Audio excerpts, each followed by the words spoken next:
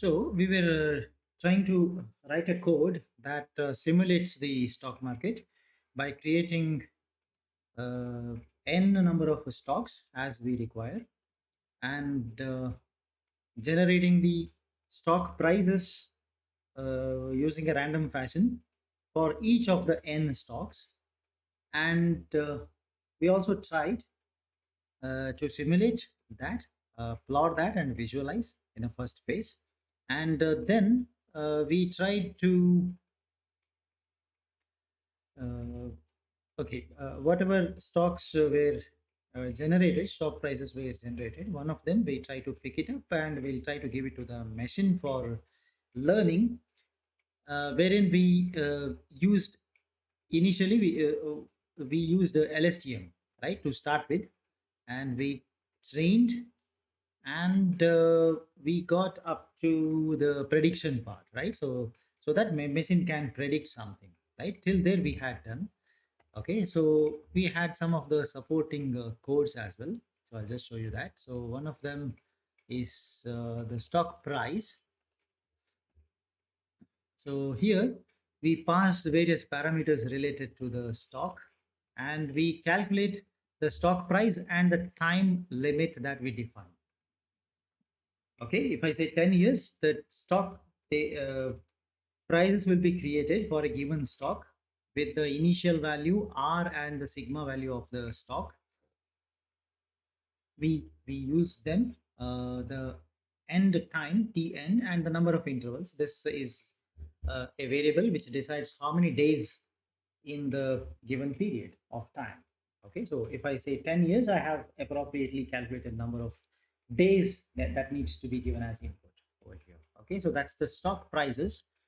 Then uh, we wrote another code called my stock market, right, wherein we define how many stocks I want to generate in the stock market. Like we can say 10, 20, 50, 100, any number of stocks.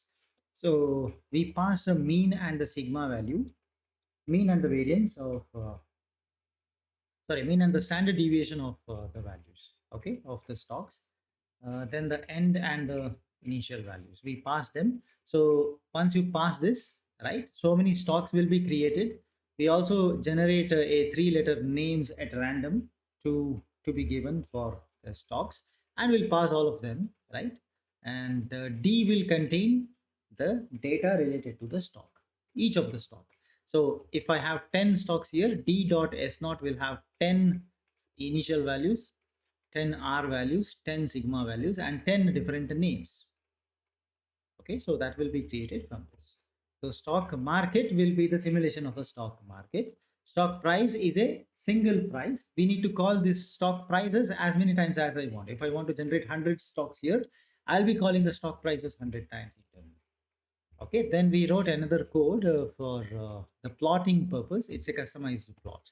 Okay, so it adjusts the x and y axis according to the data we pass. It's not a general way, this thing. We try to modify according to the input values. All right, so this is what we did so far. So those were the functions we wrote, and this is the main code. So if you remember, the in the main code, so first we define the n as a number of days in 10 years. So in 10 years, this is the number of days. N is the number of days for which the stock market is open. So we consider only weekdays, right? We didn't consider weekends, and we also didn't consider the general holidays. All right, so just considering like that, 2,530 days are there in a span of 10 years.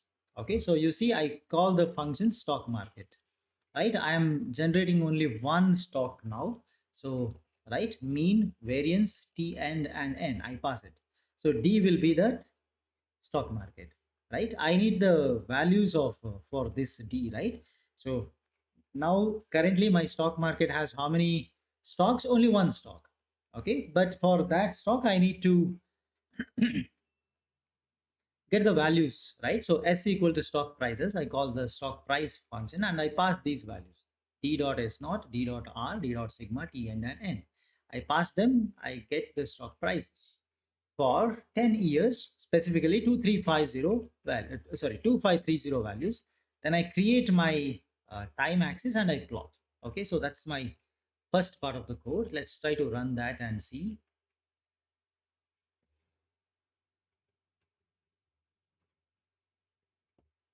Okay, I have called the plot function, right? So you can see that this is the stock which has been generated. You can see that, right, in the span of a 10 in a span of 10 years it's increased. So this is the simulated stock. As you can see that the name is also randomly generated as XQC, which is there on the top. Okay, so this is how the stock has been generated and we are plotting it. Okay, initially you can see that it's actually a very small value. I can start click over there and just to visualize what's the value of that stock. So you can see that initially, right, this is 0, 2, 4, 6, 8, etc. What you see is years. Okay, initially it's this is the value. At the end of approximately 3.75 years it has reached here. Around 8 years you can see that it has reached, right, this number. And right now maybe when it is 10 uh, at the end of 10 years almost it is reaching this number. Okay, like that. So this is the simulation part, which is our first part of the code simulated. Okay, so we created the stock market, we generated the stock prices randomly. So if you remember, it has been done according to one standard formula. Okay, that's the one formula which simulates the stock market. Okay, closest to one which simulates the stock market. That particular function itself has been implemented over here to generate the stock price. Okay, so once we did that, then in the next part of the code, so again this here we try to write the most general format of a code. Okay, so whatever is your data generated, according to that we wanted the program to adapt uh, automatically, right? For that reason, what we did here, we calculated L as the length of the S, which means it is a, right, how many stocks you have, that number. So in that we had to separate the training and the testing data, correct? So among S, right, for the time being, if you see S has 2531, that's the length of our data, right? If you check the length of S, you can see S here, it's a variable. This contains one row and 2531 columns, right? So that's the actual length of the data. So here what I want to do is that I want to calculate that, and in that length according to your requirement. Now you see if this is given as 10 years, right? So 10 years data contains 2531. If at all I give 15 years, this number is going to change. So automatically you calculate what is that number. And out of that number, I'm converting 80% of first 80% of the data as the training data, right? So that's the n train, number of training data. And I will extract, I will index starting from one, index number one to that number, 80% of this number, 80% of 2530. Okay, so that number, so many data will be going as a S train and the remaining will go to the S test, correct? So S train and S test. So this is the actual data. So S was the name given for the stock, right? Among S, we try to extract and we try to keep it in this way.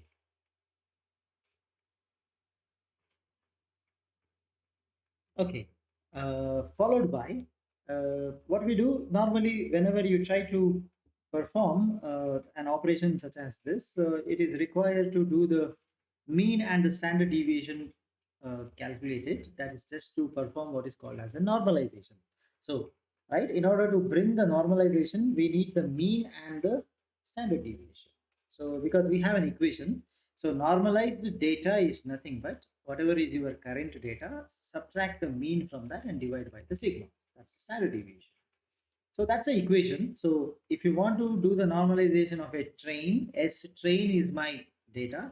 S train normalized minus the mu, S train normalized equal to actual S training data, which is the 80% of the data that we have here, subtract the mean from that, divided by the sigma. Okay, similarly do that for the test also, we'll do the same. Okay, testing will also be done on the same similar data.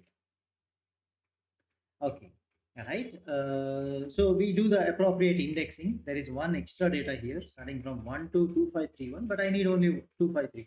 So one less than that. Okay, S test is equal to S test normalized, one less than that. So S now we do the training data. We define it properly. So the training data will be starting from 1 to end minus 1. This is because, right, I want to train all the data in such a way that using the current data, I should be able to guess my next data. So I have totally, right, values till end. So one less than that you give till the for the training.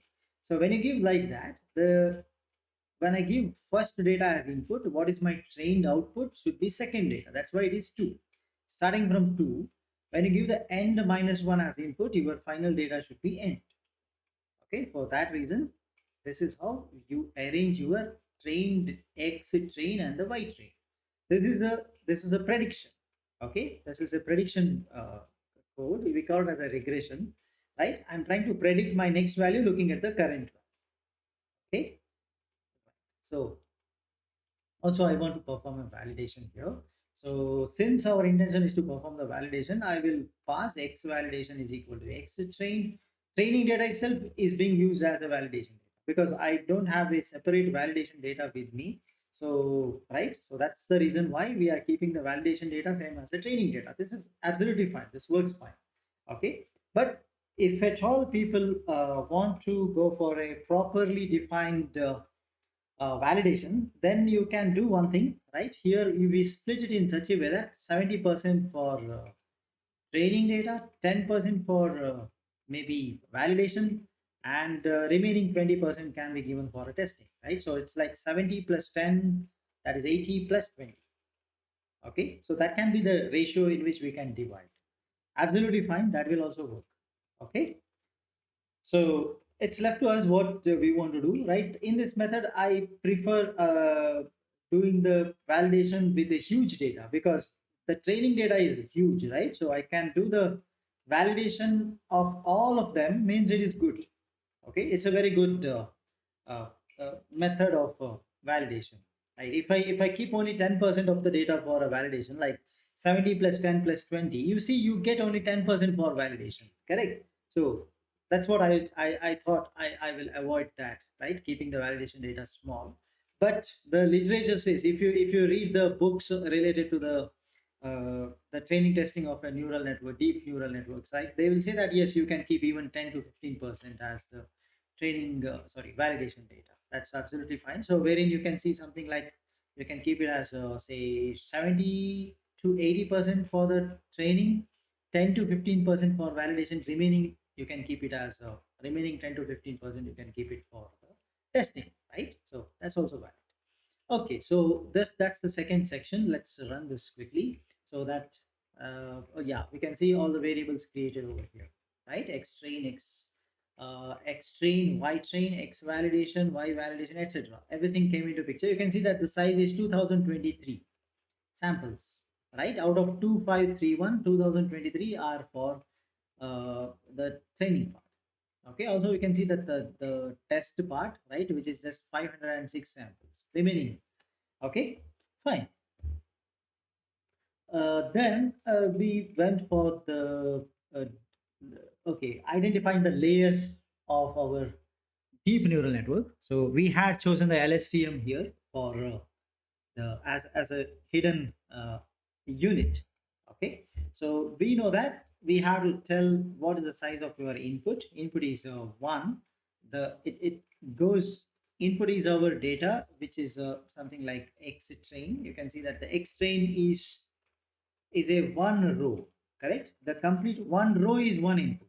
All right, the complete row goes as input to the machine.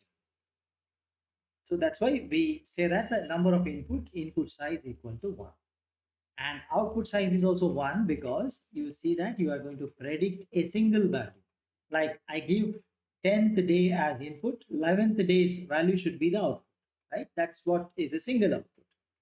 Okay, again we started with the 200 hidden layers in the LSTM.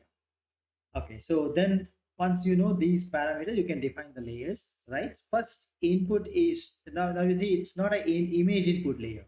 So if at all you are passing image, the layer name is different. Now, right, MATLAB expects you to specify what type of input you are going to give. Since we are passing the sequence as an input, right? One complete row which has 2000 and odd number of columns. So you see that's a sequence input. So you can even build a, this is a logic to build something related to the sequence of data. Like I have a temperature of a certain region for say past few years, and I give that data set as input to my neural network, and I'm expecting that to predict what's going to happen tomorrow, what will be the temperature of the next day, right? You see, that's also a sequence input, right? So any input which is a sequence should be given as an input to an input layer which is defined as a sequence input layer, right? So that's why. So it's of you should specify what how many inputs you are giving. So that's the input size. We define that as one. Then you give the name to that. It's a input layer. Fine. So as soon as you give the input, input layer takes to that and it will provide that to the next layer, which will be the hidden layer. Specific hidden layer used here is called as the LSTM, right? So how many layers of hidden neurons you expect, that you can write here. In this case, we define 200. So, right, normally without writing this, wherever the value comes, you can directly write 1, 200, 1, etc. That's fine. But that reduces the readability of the code, right? So people don't understand when you simply, if at all you show this code to someone, they don't understand what is it, right? So that's why we create the variables and we pass the variables. Okay, right. So again, in each of these layer, you need to specify what name it is if you want to visualize it at the later stage. So since what we are trying to do here is a regression problem, not the classification, it's a regression. So the output layer is not a classification layer, output will be a regression layer. Okay, so this is a regression layer and it will perform the regression. Final layer is that no need to specify any parameters of this layer, simply pass the name, what name you want to give it. Okay, that's all. So pass the name and if you call analyze network of this layer, you get a analysis of that. Okay, so then now it is creating that layer, right, of so many size, whatever size we mentioned, it is getting, it's being created now. Okay, now we can also try to visualize that.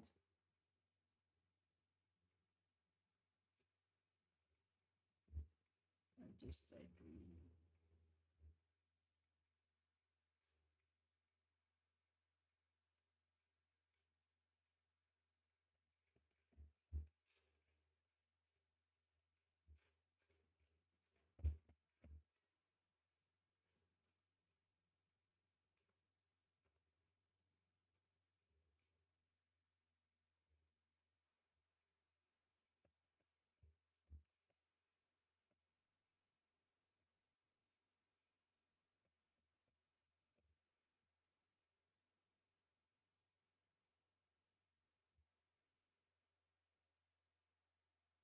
okay, as you can see here, this is the analyzer part.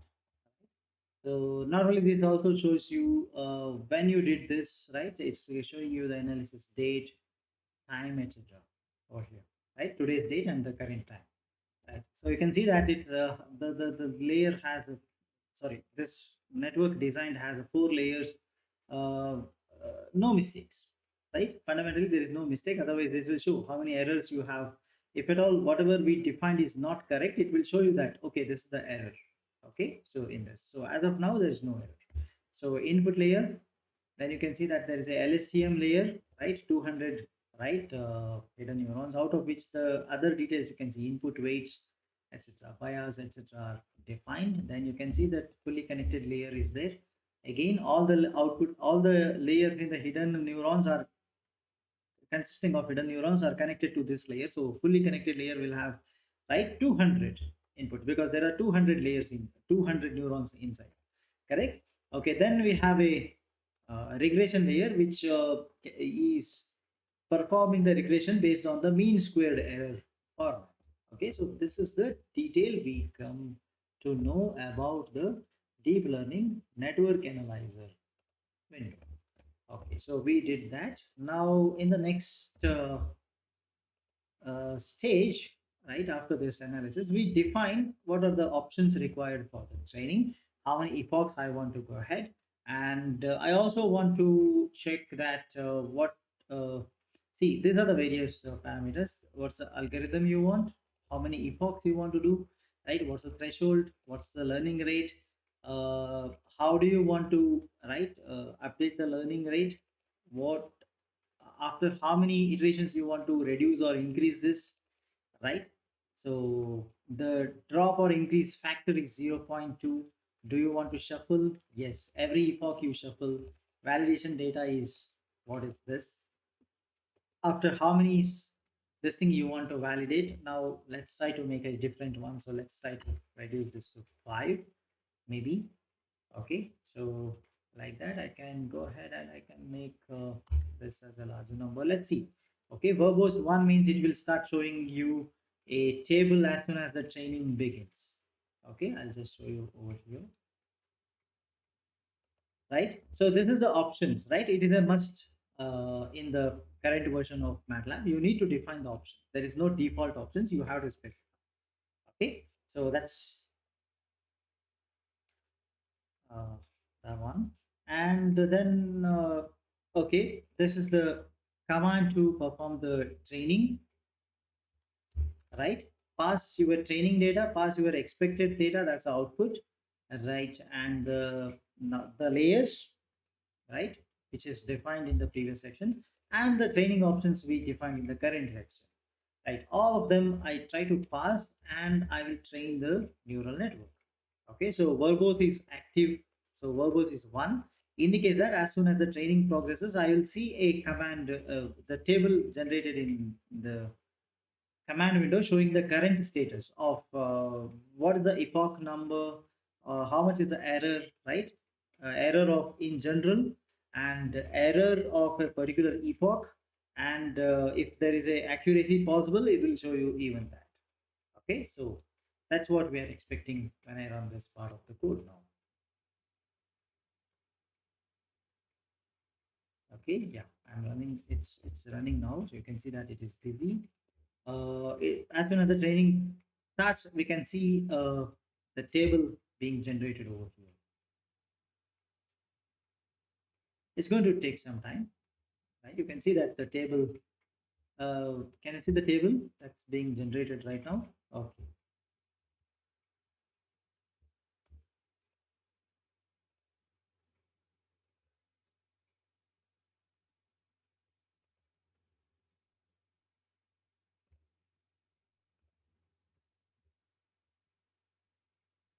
So you can also see the training progress, right? As the time is increasing.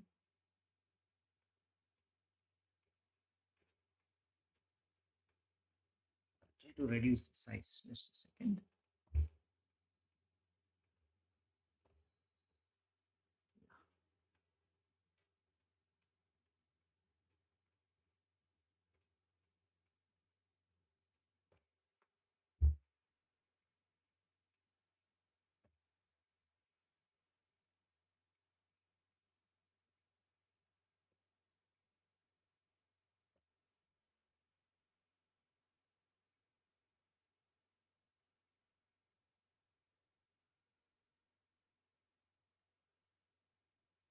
So since this is a regression problem, you don't see the training accuracy and validation accuracy being plotted.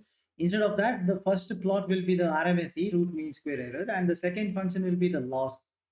Okay, so what's the amount of loss you have, right, between the training and the testing part? So the training and the validation part, that's being shown in the second graph, which is below. Both are reducing as the time progresses. You can see that they are reducing, indicating that yes, you are coming closer to the convergence.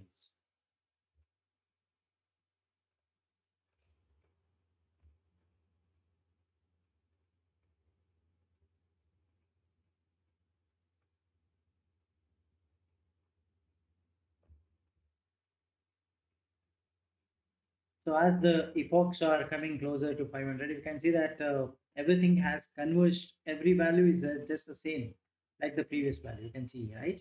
So point 0.2, point 0.2, point 0.2. Everywhere it's the same value. It indicates that there is a convergence that happened.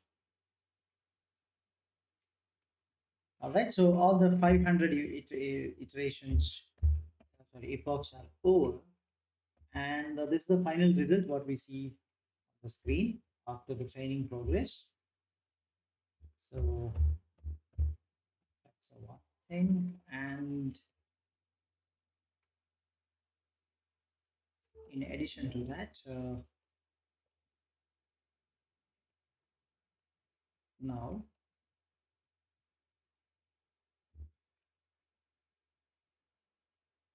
okay, so you can see that now what we'll do, we'll go ahead and we'll run this next part of the code where we'll go ahead with the testing part.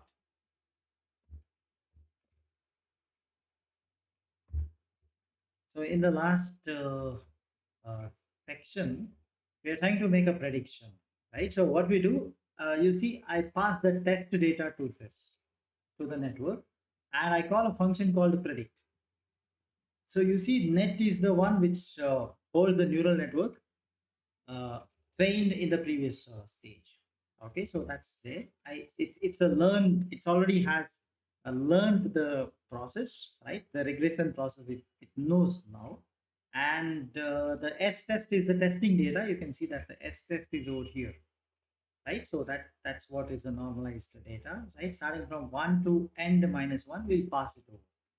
Okay, so that is the one which is passed here as test, and the predicted value will come out, right? And the predicted value is nothing but, if you remember, this is actually in the normalized format, but when I want to plot something, I don't want a normalized one, correct?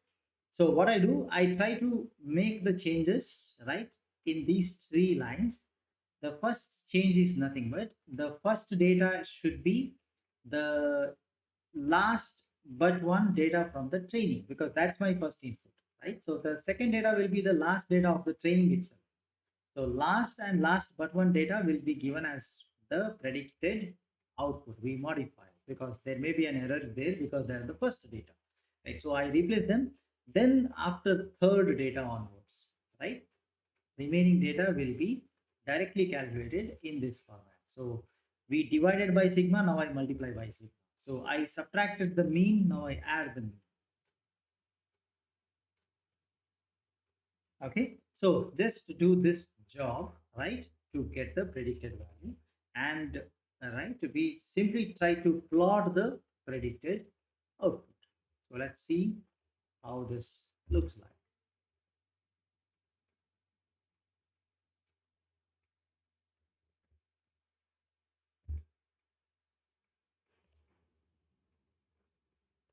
So when we plot, you can see that the plot data will be like this. Okay, so this is the output, what is predicted. But this is not enough for me. I want to make sure that whatever it has predicted, right, is it right?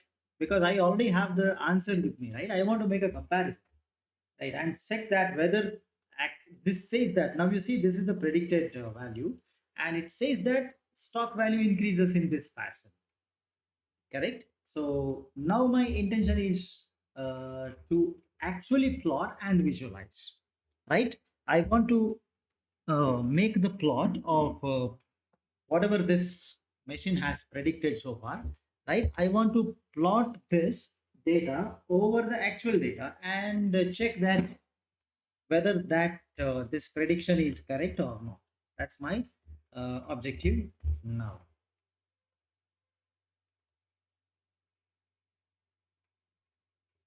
Okay, so we'll directly move on to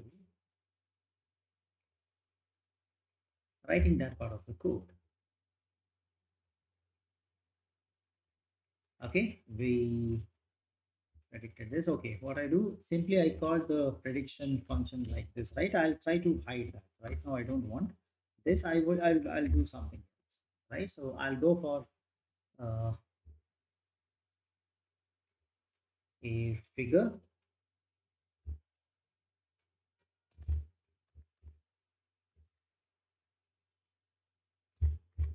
and I'll call it plot of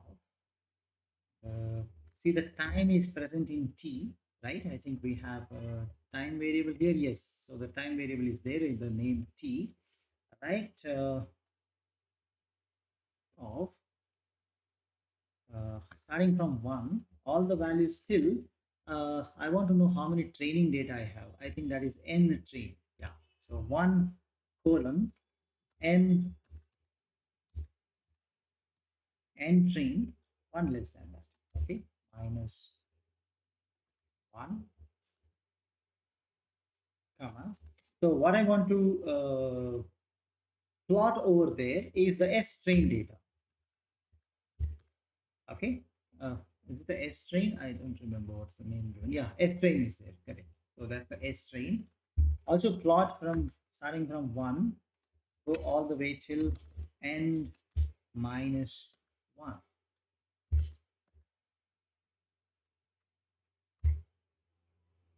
Okay, let me just check whether I'm able to plot something here.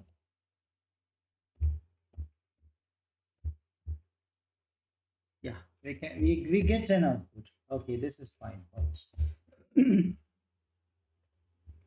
Right. So now, in the next step, I would like to say, hold on to this. I want to plot something more on this. Okay.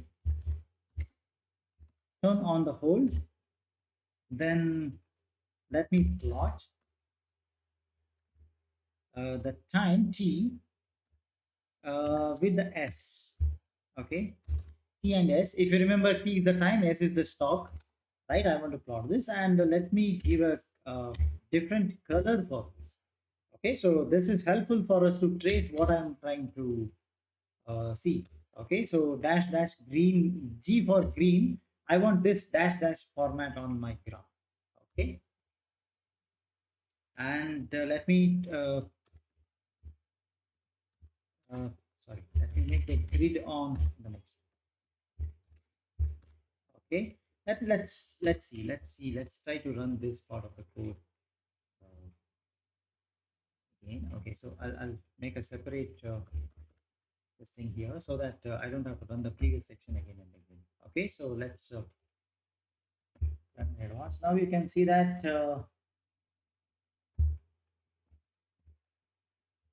So the previously created graph, which is in the which is blue color, and I can even see the blue and the uh, this one, the green color. It's matching, correct? It's one on the other, right? So I can make it more clear by, let me do something. Okay, so instead of this, let me try to mark only, say, let me change the pattern here. So let me say dot dot. Let me see what I going to get. Will it be, is it possible? Let's check. If it is possible to visualize, then that makes it okay. Dot dot G is not there. My mistake. Let me take just dot, or G dot is there, I guess. Okay, let me try this first. If it is there, then no need to worry. Yeah, it's there, and we can see that it is exactly on that. So it's not visible. So what I can do is I'd like to go with any other format. Let's see.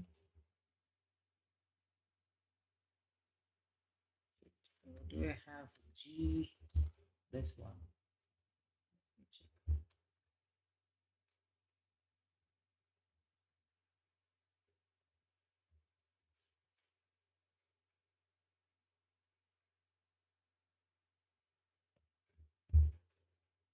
Okay, so G dot is there. I can see the difference now on the graph, right? So half part you can see that it's in blue color, then it's green color, correct?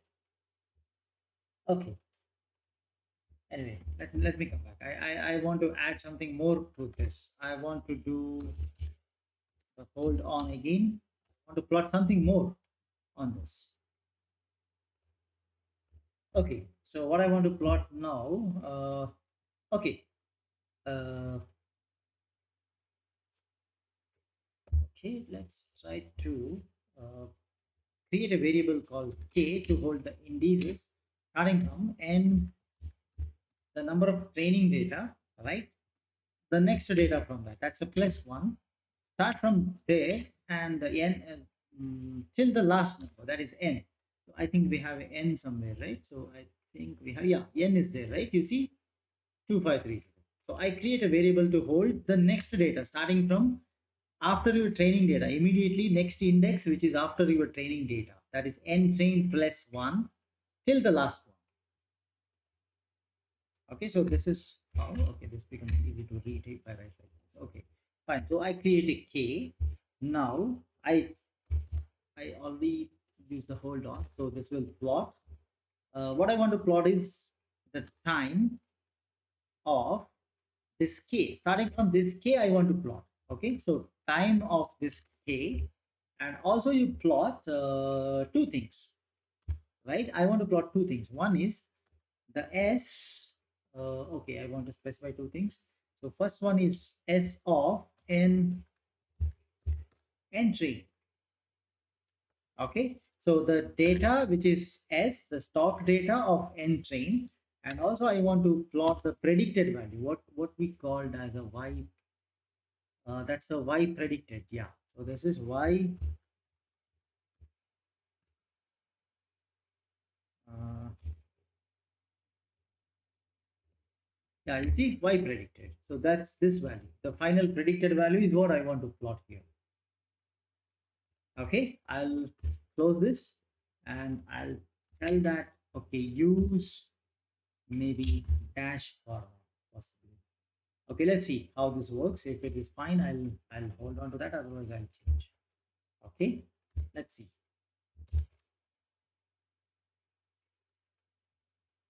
Okay, let me run this section.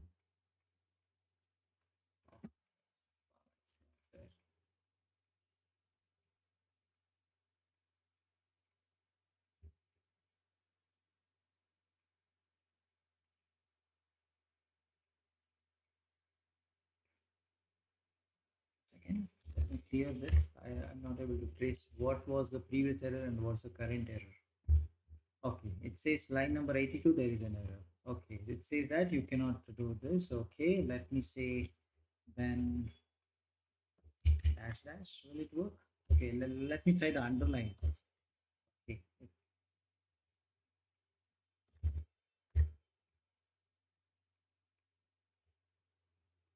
no, even the underline format is not there. Okay,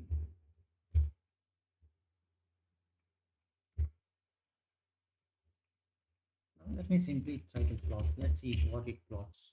Okay, all right.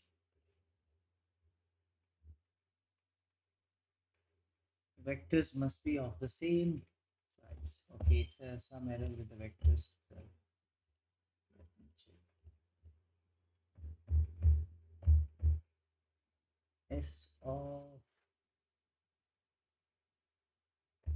size of. Okay, let's check the size first. I think I made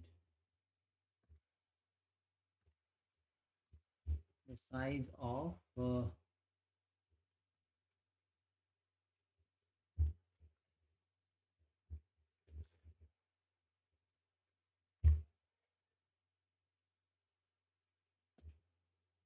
S of n train.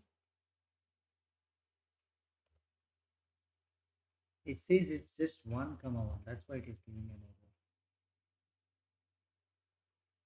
What is n train? Okay, what is S?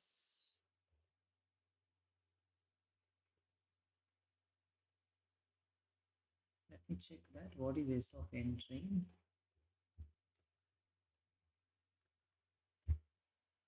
It's giving on one number.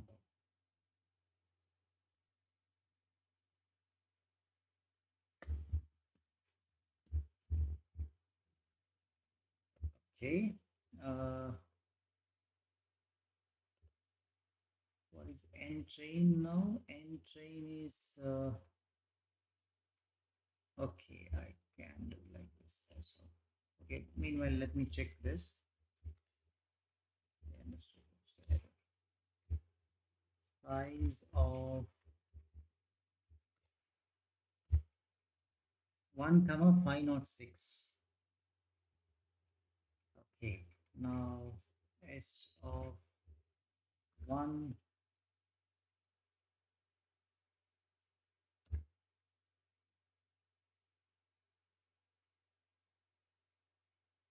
first row, all the values. I want all the values still n train. So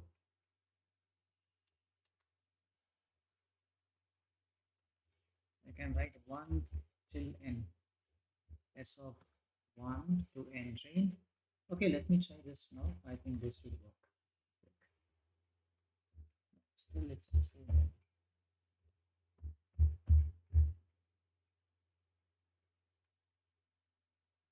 Okay, so size of t of k. Let's check this. This is 1 506.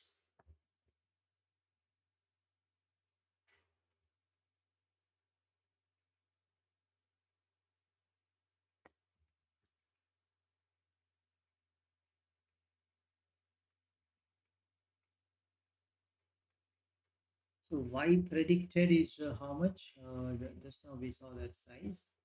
Y predicted itself is 506. Okay. Uh, then I think I can just write this part. Only the y predicted. Let's try to plot. Okay. Maybe that will work.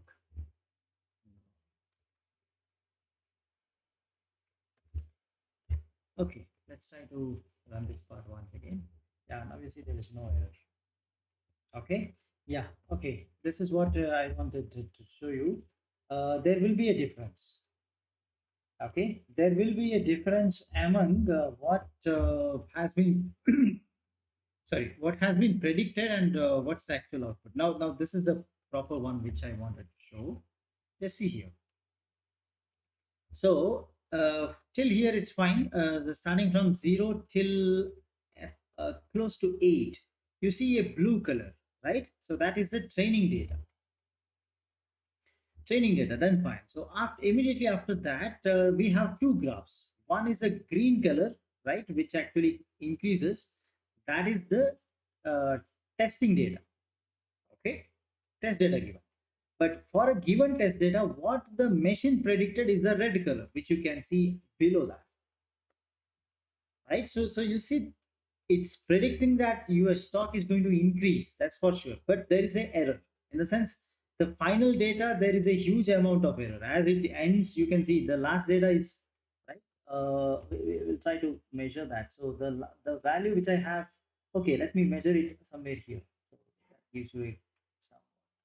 So you see here, at this point I have y value 63.